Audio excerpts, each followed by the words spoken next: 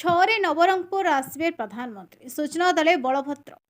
नवरंगपुर जिले में 6 तारीख में आसवे प्रधानमंत्री नरेंद्र मोदी बीजेपी प्रार्थी को जिताइबा निर्वाचन प्रचार करेंगे मोदी बीजेपी प्रार्थी और कर्मी मैंने उत्साह देखा मिली सूचना देते नवरंगपुर बीजेपी सांसद प्रार्थी बलभद्र माझी नवरंगपुर जिला चिकिली पड़िया मोदी आसबार कार्यक्रम रही नवरंगपुर और कोरापुट लोकसभा आसन 14टी विधानसभा आसन पर प्रचार कर कार्यक्रम रही अति खुशी कथा आपण माध्यम सूचई देवाई चाहे जे आगामी 6 तारीख दिन 12:30 को आम प्रिय प्रधानमंत्री श्री नरेंद्र मोदी भारतीय जनता पार्टी निर्वाचन सभा को उद्बोधन देवाई आसुच्च नवरंगपुर जिला जोटा चिकली पड़िया पापड़ाहांडी और नवरंगपुर मझिरे चिकली पड़िया अनुष्ठित हम ए दुई संसदीय क्षेत्र दुई संसदीय प्रार्थी सहित 14टी विधानसभा स्तरीय 14टी विधायक प्रार्थी भारतीय जनता पार्टी जोगदेवे आपण समस्त को अनुरोध कौन असुविधा न हो कहारी तेणुक सका 9टा सुधा आसिक निज निज स्थान ग्रहण कर समस्त सुव्यवस्था होची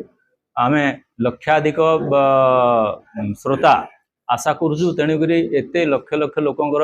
से सब प्रकार व्यवस्था करा जायछि किंतु समय न आसले व्यवस्था त्रुटि हो पारे तेणुक मोर अनुरोध आप ठीक समय आसिक पहुंची जाइए 12टा अधे पाखापाखि मोदीजी अभिभाषण घंटाए पाखापाखि रहा 12टा अधे आसवे प्राय 1:30 सुधा अभिभाषण सर निश्चित भाव में बहुत उत्साहित देखो बहुत दीर्घ दिन पर कौन से प्रधानमंत्री भारतीय नवरंगपुर जिला को आसुच्च निर्वाचनी सभा को उद्बोधन देवाई कौन से प्रधानमंत्री आसवा बोधे प्रथम नवरंगपुर जिला एवं मोदी परी नेता जे वर्तमान विश्वर सर्वश्रेष्ठ सर्वप्रथम शीर्ष रे नेता नवरंगपुर को आसवा अविभक्त कोरापुट अंचल को आसवा समस्त उत्साहित कर मोदी नारा जो 400 पार से सहायक 2टी संसद जीतिक दिवे एवं